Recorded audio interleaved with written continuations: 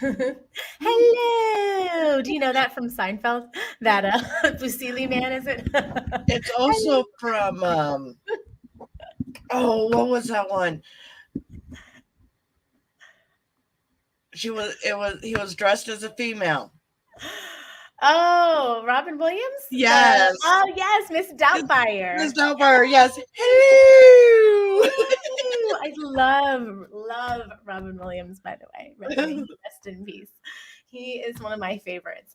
Hello, guys. Happy Friday Eve. It is trivia party night. Welcome to Medical Billers Network Live. We are here conquering the world of billing, revenue cycle management, and just clearing out the confusion and the stress from the business side of healthcare. We're so happy that you are back. Today is a super casual day, so hang out with us for a while. I am going to share my screen in a moment so that you guys can get our codes. And if you're seeing the comments when you get here, I'm going to have you do two things. First thing is I'm going to have you pay attention to the comment from my folks back there that are telling you how to get into our Kahoots game. Today is trivia day. So on trivia day, we play a game on Kahoots and you get a chance to win prizes. So today we're doing one prize because we're only playing one game. So stick around. It is related to the world of revenue cycle, but the front end. So we're talking specifically the reception area. So folks on the front desk side, do you know that they are a part of the revenue cycle? Do you know that they are the people that impact us the most, right, Carrie? They're the most important part of the Yeah. They are the ones that can make or break what we can do as billers. So we care about them and how well they know their jobs. Yeah, very much. Very much. How was your Thanksgiving, Carrie? It was good. How about yours? Good. You want to answer the question of the day? What was your favorite, or what is your favorite, or was that maybe this year you had something new? What was your favorite? Yeah, well, this year? My sister makes, and I don't even know what it's called. It's pretzels and jello and maybe like whipped cream, but it's in layers and it is so good. And she only makes it twice a year. She only makes it for Thanksgiving and Christmas. So, that's one of the things that I'm trying to wrap my head around this dish. Pretzels, jello, and whipped cream, all in the same thing, Yeah. Okay. So, yeah, she has a layer of pretzels and she puts sugar on it, maybe a brown sugar on it. Okay. And then this year she used raspberry jello. Is it, hi, Facebook user, I don't see your name. Ambrosia? Is that I don't know the name of it? Who calls it? Cool name, though. But yeah, it could be. Oh, but it is so yummy. I love it. That sounds interesting. I have had some really interesting new dishes that I didn't even know existed that I have fallen in love with, that are sweets that have a pudding kind of style with layered dishes. Kind of, let me see. Hey, Facebook user says Nebraska made it sweet potato pinwheels. Yum. That sounds good. Yeah, that sounds. Do you dip it in something? I'm curious. Is it or is it with already something sugared on it, like a cinnamon or something? That sounds really yummy. I love sweet potatoes all kinds of ways. It's actually my son's favorite random snack. Whenever he wants a snack, we put sweet potatoes in. I mean, we usually do it. We try to do it before he gets starving because it takes a minute. But he roast sweet potatoes. You don't have to put anything on them. He just will kill 3 sweet potatoes in no time. He's 8, so he's just you can chop them up. It take you 20 minutes to chop up sweet potatoes. It's so hard to chop up, but he loves them and he doesn't want to share usually. You cook them, or does he eat them like that? I mean, are they like a soft or like a French fry kind of? So we cube them. So he doesn't really love it when we do them the French fry slices. So yeah, roast them and in cubes because they cook a little faster anyway. But I like them in slices because I like to be able to dip them. But he doesn't need anything on them besides a little sprinkle of salt, and he don't want to dip them in anything. And so for me, I have, you laugh at this. I literally put the cubes in a little bowl, and I put sriracha and ketchup on it, and I mix it up. It ends up being this weird I don't know, sweet potato mash dish or something. Hey. Let's see. That sounds delicious. I do like pecans. pecan. My daughter is allergic to, you guys are learning all about my kids today. My daughter is allergic to pecan. But she's allergic to pecan and walnuts. And I love like both, especially on dessert things. Like I need like banana, I would say banana pie, but yeah, anything banana, but especially banana bread with walnuts and pies with pecan. So good. So today, I'll share my favorite dish for Thanksgiving has always been my mom's mac and cheese. Those of you who have been here a while know that I'm plant-based, so it's been a minute since I've even like had her mac and cheese, like a few years. And so my mother made, and my mom's also plant-based, by the way, so she makes the best mac and cheese, but it's like a very special family recipe that literally like my brother was so heartbroken that she was going to she just did a plant-based mac and cheese. And he was like, seriously, he begged her to make a whole separate. So we ended up the next day after like Thanksgiving, she made an entire mac and cheese tray for him because he guilted her so much. So yeah, but it was great. It was delicious. I mean, she did an amazing job. Mama Joyce, like she knows how to make it work. I definitely felt guilty. My nose, next day I had a big pimple on my nose and I was like, yeah, it's definitely the oils because yeah, the vegan mac and cheese, like anything plant-based, when they use fake cheese, it's all oils. And yeah, so literally I had a pimple on my nose. That's why you guys didn't see it because we didn't go live last Thursday. We went live the day that I ate, or the day before I ate. There you go. All right, so let's get this party started. We are so excited because today is our we are doing the Medical Billers Live Trivia Nights on the first Thursday of every month. So now you can pencil it in your calendar so you don't miss. We are just playing games together, testing our knowledge, growing together. There's going to be conversation. If you have some things that you want to add to the discussion, maybe points, maybe you disagree with the questions, maybe you have something to add like that in your own experience that you guys have used in the practice as billers or as support staff all around the practice.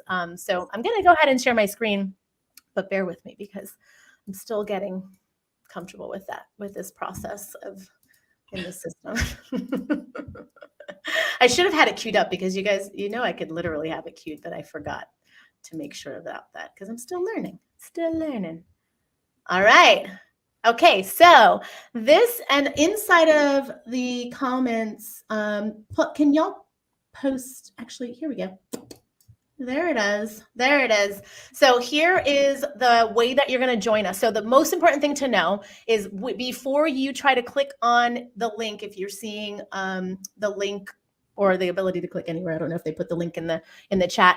Before you do that, know that it's going to take you away from us. So you're going to need to have a second device. So really important to log in on a second device. If you have your computer or if you have someone's phone handy, just like steal your kid's phone and take a picture of the QR code. That's what the one way to do it. Or you can go right here to the www.kahoot.it and put in the game pin. Our game pin today is 7415255. So our little QR code, if you hover over that baby, it should take you exactly where you want to go. So we have a couple folks in and getting a pop-up about my connection. So hopefully you guys can still see my screen. Still my screen? Hi, Susan. See you in there. Can you still see my screen? Yes. Okay, cool. I just want to make sure. I just went down to one bar for some reason. I don't know why it always happens at night. Like hardly anybody's in this office building in the evening with me. There's like a security training group downstairs, like guys that like train for private security, and they're not using computers, I don't think. They're doing training stuff. So I don't think they should be slowing down. So, oh yeah, there we go. For the QR code, point your camera at it and then tap the link. Thank you guys for sharing that detail. That's awesome. I'm going to put the code back up there just so anybody else. So I'll give you guys another couple of minutes to join. I probably, there we go. Not sharing. I guess I could probably put the other message back up there. We're learning together. All right, so today's game, as I said, is related to front desk. But if you are in the revenue cycle of any part in the revenue cycle, or anywhere in a healthcare practice, or even trying to get in, I'm curious to know how many of these questions do you know? Because some of us who have been around for a while, unless you've sat for a test, and if you don't touch the front end, you may not be as familiar with what they do on the front end. And so today will be fun to see, like. Right, Carrie? Yes. This stuff, some of the things that we are covering today are things that are common, like acronyms that folks on the front end use. That if we are in the back office all day, we might have never seen, or we might see it like on the provider's documentation or something. So, all right. We'll get the party started. We got 4 in. And as you guys are joining, I'm going to put this, I think I'm going to put this on here so it doesn't mess anything up. And we'll get started. And so if you are on the game, you should see this. And you'll get the options for you to pick your answer. So medical office reception. 3, 2, 1. Last off. Oh, it's a quiz. Hello. Name the name of the process used to confirm a patient's insurance coverage dates. Name the name of the process used to confirm an insurance patient's coverage dates. Got 1 answer in, 2. Keep them coming. Beautiful. Can you guys hear the music? Probably not. I forgot to share the music. All right. So we got 1, eligibility, verification. Here's one of the discussion points here, because Carrie actually and I were chatting about this before. So on any test that you take, or any exams that relate specifically to insurance verification process, right? Anything related to checking the patient's benefits. Typically, the languages that are used on the primary source piece, so like looking at the patient's, whether the patient is eligible for coverage, whether they have a termination date or a restart date, if they have a PCP, that entire process is actually only called eligibility, or eligibility of benefits, or eligibility checking, things like that. So whenever you take a test related to this front end of insurance, of revenue cycle, very important that everyone knows that it is eligibility, not verification. Yeah, she got me on this one. I questioned her on it. She's like, wait. And it's a trick, because we say verification a lot. Typically, verification actually goes a lot deeper. So really important to understand that, like, when we talk about eligibility, we're literally confirming, is the patient eligible for treatment? What are their dates? That's the only thing you need to know. You don't even need to know the detailed benefits.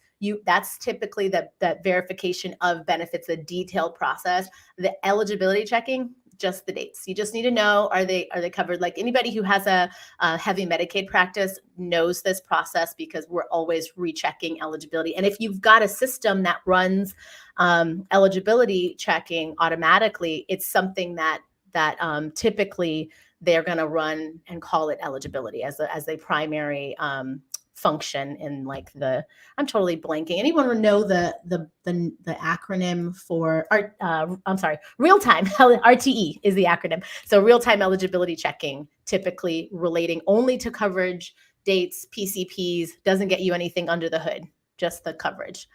All right, that was a good one. So Freddie, very nice. That was okay. Who's 0 or O? You guys, did you not vote? Okay, next one. What is the very first step in the revenue cycle? I love this one. Is it claim submission, scheduling, coding, or referral? Claim submission, scheduling, coding, or referral? What is the very first step in the revenue cycle? Got a couple of answers coming in. Keep them coming, keep them coming. Time's up. What do we got here? All right, we got one. We got one right. So claim submission was one of the answers. So I'm going to address this. A lot of people have misconceptions that the revenue cycle, because we attribute it typically to billing process, that the revenue cycle starts when the claims are created so that the biller takes them over. That's really like the medical billing process. Sometimes when medical billers touch it, we typically don't. And I'm going to say typically, it just depends on the practice, but we may not have any part in the coding part of the practice. It might be we don't see the claim till the claim's already created and needs to get out the door. So that's when the medical billing process in a lot of practices starts. But the revenue cycle itself begins with the patient referring themselves, meaning they look for a provider locally, they can go wherever they want, or the patient gets referred by their primary care. So the referral is what kicks off the process, because without being told to go or deciding to go, they're never going to make it to that provider's office, right? So it's basically the decision, right? Whether it's by the provider or the patient themselves. So that's the tricky one. Yeah, Facebook user got it right also. Oh, Facebook user. Oh, coming in with it. Okay, Facebook user. Can you do me a favor and log in at the bottom of the screen here? If you have a second device, log in to the Kahoot.it, because I want you to be in the running for for the gift card. If you can't log in, then you can't be in the running for the gift card, because I don't know when you put your answer in. At the end of Kahoot, and by the way, in case you guys haven't played this before, at the end it actually tells me who, so I don't have to keep track. It tells Carrie and I who wins. So, Carrie, you want to get the next one? Oh, let's see. Oh, Freddie taking one for the. Look at that, killing it, Freddie. Freddie's killing it. Way to go! All right, let's see. True or false? A referring primary provider is also referred to as a RPP. Got some answers.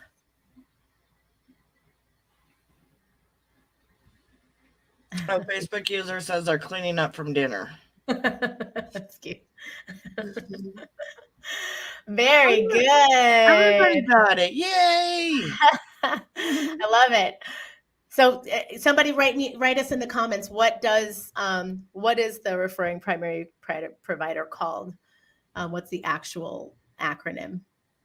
I'm not saying the real term, so I don't give it away. So we'll throw that in the comments. I'm curious. Okay, so Facebook user said false. What is the acronym for a referring primary provider? Nobody's answering. Carrie, you want to give it to us? No. No. If y'all heard the question, you can pop it in there. Let's see. Oh, hi. Oh, I just saw you pop in here. Hi, Osama. Good to see you. Good to see you. Welcome back. Okay. So it PCP, primary care provider. PCP. All right. On fire. Look, you got fire, Freddie. Check it out. All right. Woo-hoo. We got Freddie's some on fire. I like it. Some folks coming up right behind you. All right, next question. What does the acronym PPO stand for? What does the acronym PPO stand for? Personal Protection Order. That's good. I love these. Awesome. Yay. I love that you guys get answers in. Woohoo. Very nice. Okay, that was a hard one. Patient provider organization. I thought about that one. It was really funny and hard. I think all of these are really hard. I think the personal protection order was really funny, actually. That was good. That was so good. Awesome. High five, you guys. All right. Who's coming up behind you? Freddie. Uh-oh. Beaver. Freddie, you better watch out. Beaver and Madison are right behind you. Yes, and Facebook user is still answering correctly as well. Oh, Facebook user. Hey, very good. Very, very good. All right. Susan, Nikki, way to go. You guys keep it up. Keep it up. We're getting halfway. Go ahead, Carrie. You read this one. In the insurance world, the acronym POS stands for?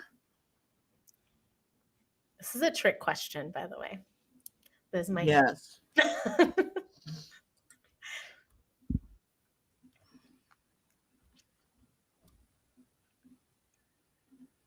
Whoa, way to go. I'm going to high five you guys. That's awesome. Because literally anybody who's in billing, we immediately see POS and we're like, place of service, obviously. Yeah. Obviously. So I love it. You guys are amazing. So yes, point of like some basic user. You got the point of. That's good. That was good. You did. So you got the right one because that was the only yes. But point of service plans are different than place of service, which has to do with coding. So I love it. Yeah, finally on the board. Yay! Yay! Celebrating that. I love it. Let's see. Where'd you get? Oh, Freddie's about to drop the list here. Look at this. Coming up quick. Nikki. No, look at Nikki coming up. Yeah. Freddie. I love it. Awesome. Let's see. True or false? A copay is the amount that must be paid before insurance will pay insurance claims. It's a lot of insurance in that question. A copay is the amount that must be paid. Clearly, I was not paying attention when I typed this question. A copay is the amount that must be paid before insurance will pay insurance claims. False. Who can tell me what that is called? You guys that was awesome. Everyone got that right. Yay. What is that called? What is it called? The amount that must be paid before insurance can pay claims. Before insurance would pay claims. What's that called? I'm seeing if Betty answers in comments first. Yeah. Yeah, don't give them the answer yet, Carrie. What's it called? And this is a bonus question. Yes. I love it. That is so correct. Yes. The copay is our flat amount the patient's paying every visit. Deductible is the amount that has to be paid before. Let's see our scoreboard. Woohoo! Freddie's on fire. All right, y'all. You're almost there, Beaver. Right up behind her. Behind him. Freddie. Sorry, Freddie. Sorry, Freddie. Madison. Yay. Way to go. I know it's a lot with the two different devices, right? So I know that I'm asking you guys to type in something else. So I wish there was a little chat thing in the Kahoot board. All right, next question, Kara, go ahead. What is the acronym for the government plan that covers children? What is the acronym for the government plan that covers children? Nice. The answer's coming in. 3 seconds. Yeah. All right. Yeah, that's a hard one.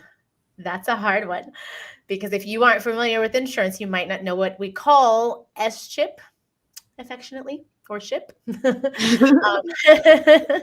the SHIP plans are government healthcare plans that are actually, that the word S stands for state. So it's state-driven plans.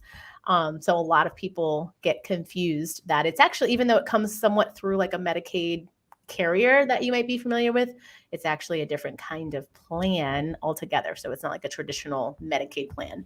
So what is it? Oh, I like that. Yeah, that's a good question. Yes. What does it stand for? So it's State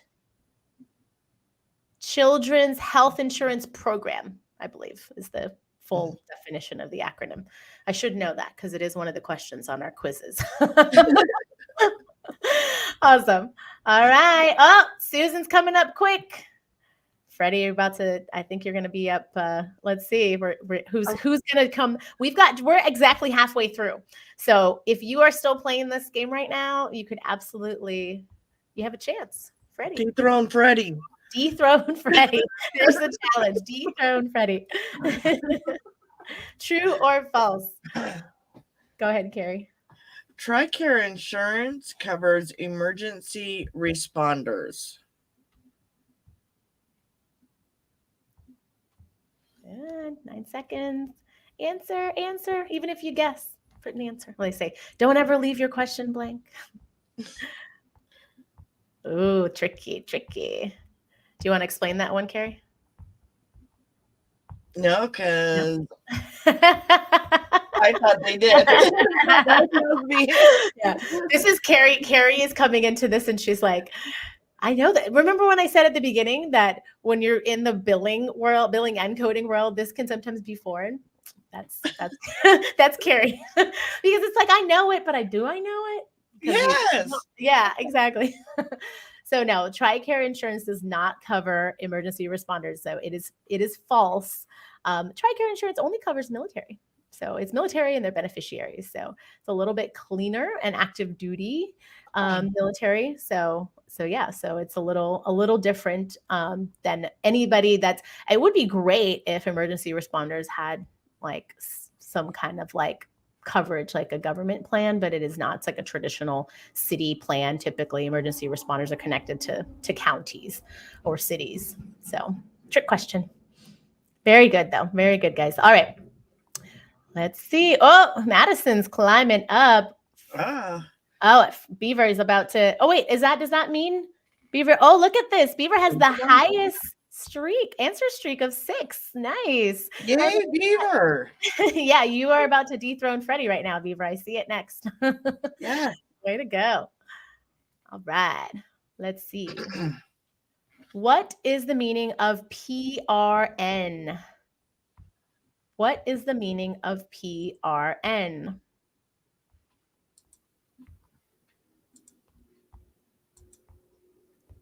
Answers. We get answers coming in. Make sure you answer. Woohoo! Oh, I am really surprised by this one. I tried to make it really hard. Steve's shaking his head like I had no idea. He's like, I didn't know that. I like the hashtag dethrone Freddie. That's amazing. All in love, Freddie. All in love. All in love.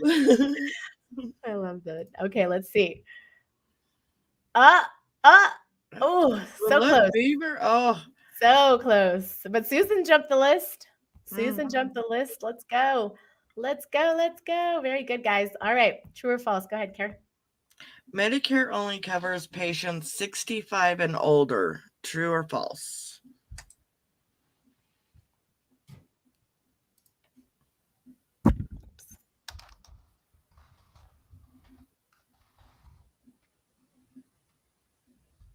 Ooh, I knew this one was going to be so we got more. I was like, yeah, more truths. My brain is like, I have to really like with that. So this is a hard one because if you are not, again, this goes back to studying insurance and learning a little bit more deeply. Can someone tell me one other instance in which Medicare is involved? Just one example of another instance when Medicare is involved other than 65 or older. They're actually... What'd you say, Kara? End-stage renal disease. Exactly. Yes, end-stage renal. So, and that's basically kidney failure. Those of you who aren't familiar with medical terminology yet, because you haven't taken our course yet, but end-stage renal disease. So the government actually covers individuals who have kidney disease. It doesn't matter what their age is. So yes, and so someone says indigent, yeah, and so indigent means yes, people who have disabilities, and so yes, absolutely. So disabilities, folks with disabilities, and folks that also are end-stage renal are an example of Medicare coverage. Another example is if someone who has lost a loved one and they are incapable of maintaining their own coverage and their loved one was of Medicare age, they can also be eligible for Medicare. So that's like one of those somewhat common cases if they're under Medicare age, I should say. So let's see. I'm getting another little pop-up. Can you guys still see my screen okay? I don't know why it's gotten so low. Yeah? It's telling me it's only got 1 bar. So awesome. All right. We're almost there, Beaver. Beaver, we're almost there. You're doing great. You're doing great. What is the most compliant information used to verify a patient's identity along with their name? What is the most compliant information used to verify a patient's identity along with their name? This is a good one.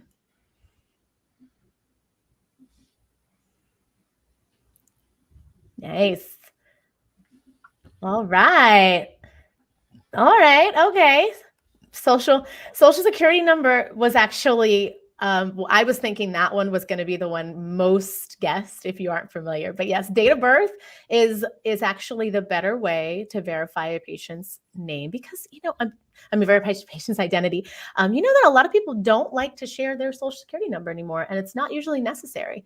And in a lot of practices, it's hidden from folks on every area other than kind of higher level roles in a software. So you might not even be able to see it. So unless you're a manager or someone that's going to be sending like a batch of patients to collections, you may not even be able to see social. So date of birth is the best way. Address, whoa, never, because people move all the time.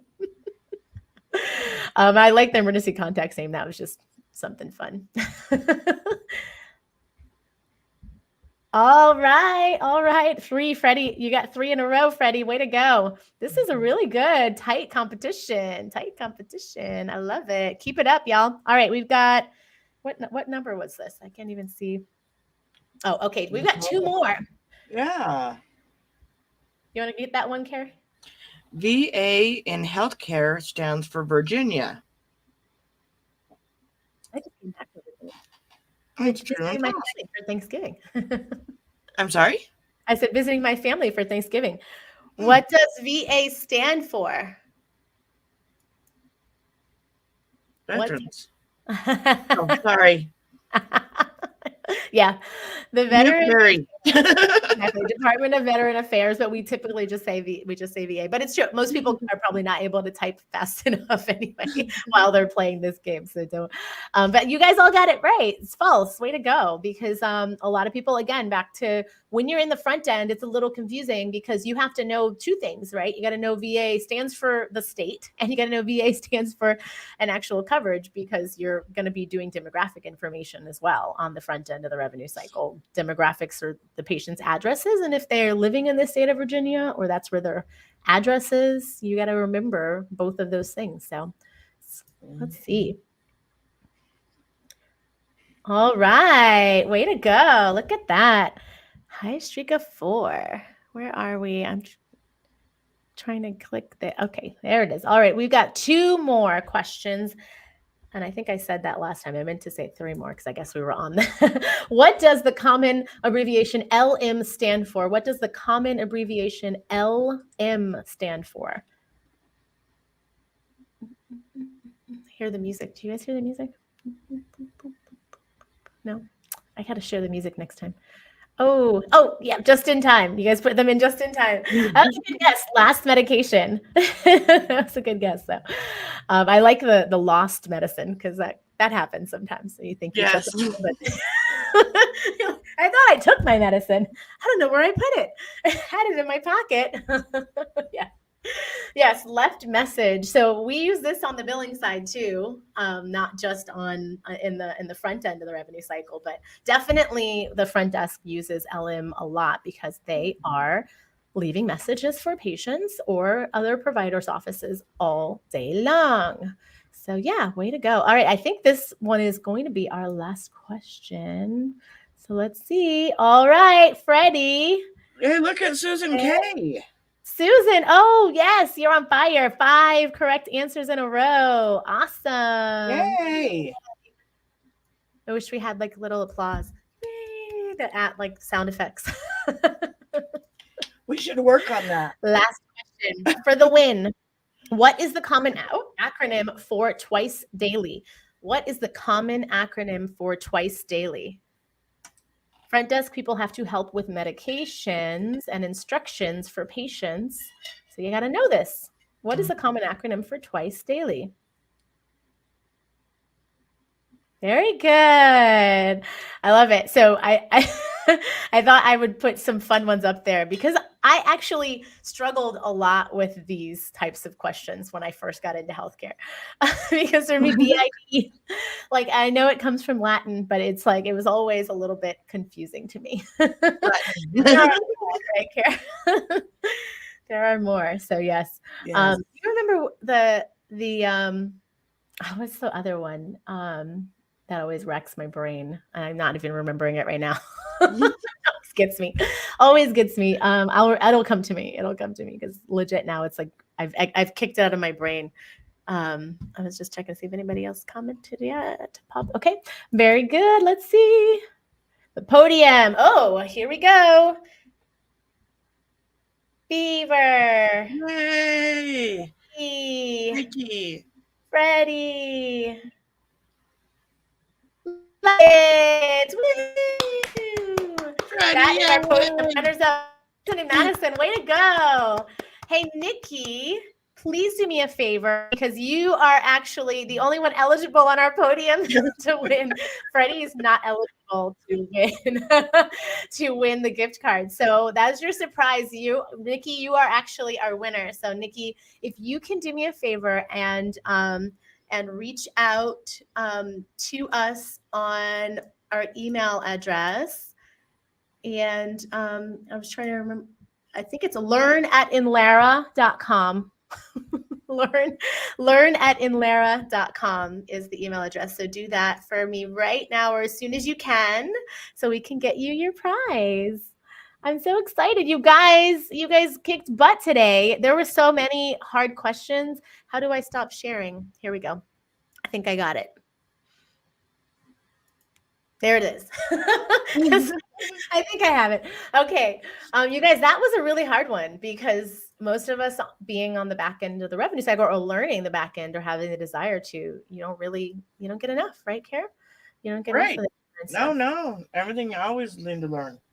Yeah, and this is really important. You guys, the reason why we wanted to talk today about this area of the revenue cycle for a couple of reasons. The first thing is that we train a lot of front desk folks on our side because we want to make sure that they can be assets to the practice by making sure that they capture the information accurately. You guys understand the impact or the downstream impact from front desk to billing to patients, because if something isn't done right and from the front, they don't get the right authorization or they don't have the patient get referrals and things, eventually the patient could be responsible financially for that. Or if they find out the doctor was not in network with the plan, all of that stuff has downstream impacts and the patient can result in the patient being liable for the visit. So it has just massive implications for someone knowing their job well. And so we have a course that we release, or that we are actually releasing here in the middle of the month, that's called Medical Office Reception Excellence. And there's a couple of things about that course. It's not just the stuff that we went over today. I just left out a lot of the other things that are related more to customer service, because it's definitely a course that when we think about like who is the ideal, like the person who kicks butt at the front desk, basically, what does that person look like? How do they behave? How do they interact with patients? That is the face of the practice. They are, because not just when you walk in the door, but even when they first call, like they absolutely, hi, Beja. They absolutely have the opportunity to make or break whether a patient will even come in to see your practice, to come see your providers. And so if your front desk does not know what they're doing, or they aren't friendly, we've all had bad experiences in doctor's offices.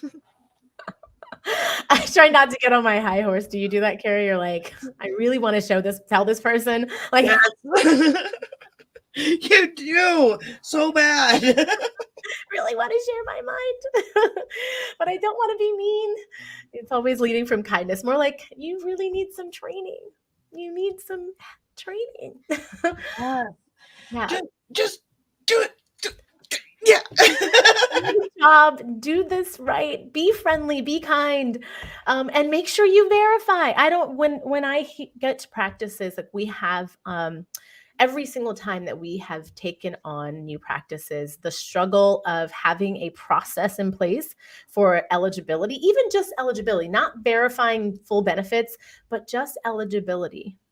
A lot of it is missing or it's very inconsistent. Like they just don't have a workflow around it.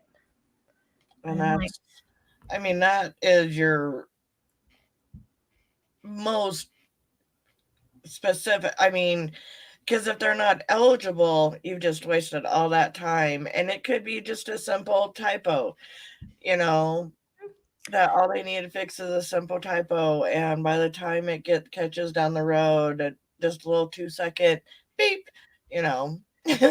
How many times have we cleaned up that kind of mess, Carrie? Like, oh my gosh. It is literally the most common rejection that we see to date. And I'm sure, and my fellow billers, y'all speak up too if you're in the space, because like it is the most common rejection. If someone is not eligible for various reasons, and most common is just someone skipped a step and didn't double check. And it could very well be like what Carrie said, just something as simple as a typo in the ID, the date of birth, something simple. And you guys, when I see this kind of stuff, this is what I expect as billers, especially, that you do, is educate your front desk about slowing down or double checking.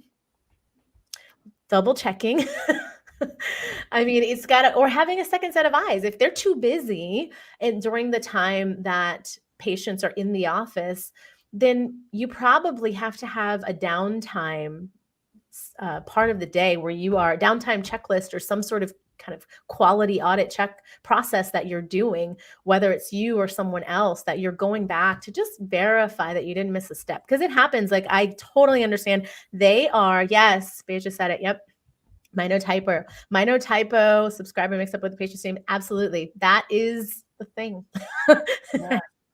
Or even elderly patients, they don't know they have their Medicare card, but they could have Secure Horizons, and just they're like, I have insurance. They just don't know which one.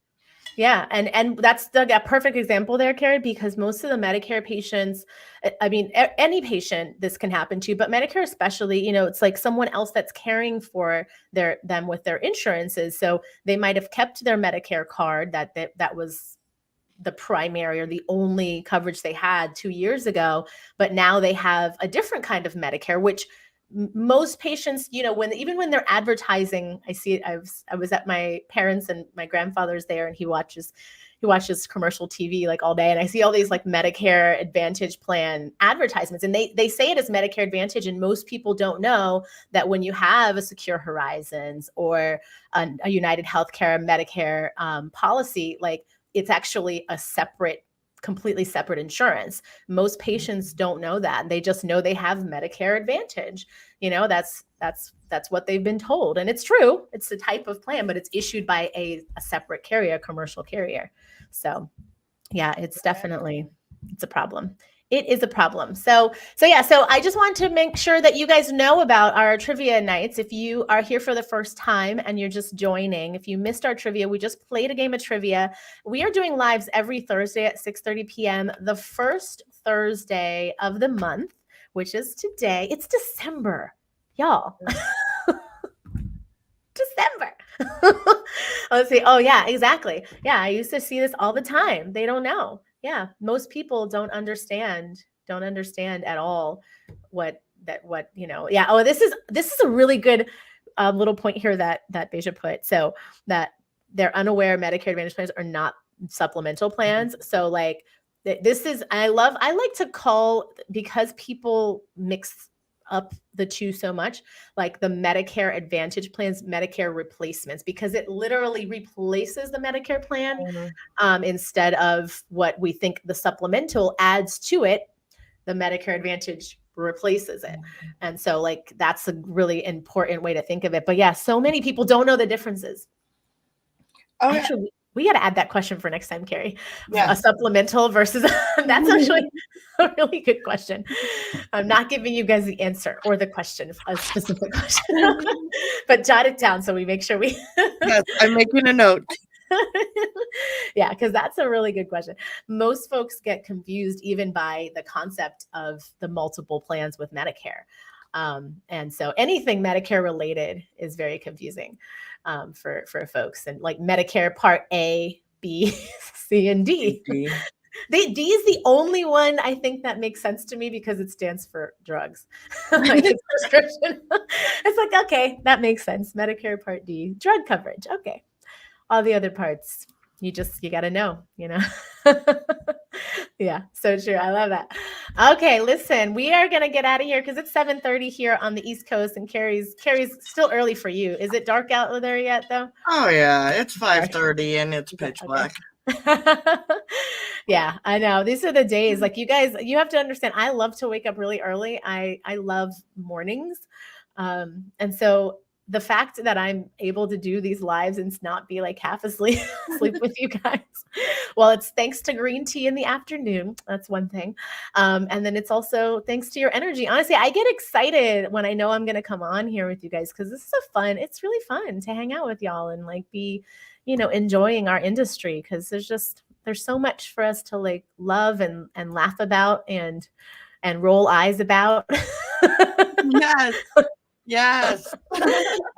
Let's be honest. We're like, why is it like this? But even just having this conversation is very important and healthy for us to help expand the knowledge. So folks that are brand new, they need this information. All these things that we're talking about here, that we're talking about with the Medicare Advantage plans, this is what everyone needs, whether you are on the patient side or the provider side, or you work in the department of billing, you probably need this information. Most of us did not learn everything up front when we started. Even if you took the best course out there, you may not have retained all of it by the time you started on the job. So you need refreshers.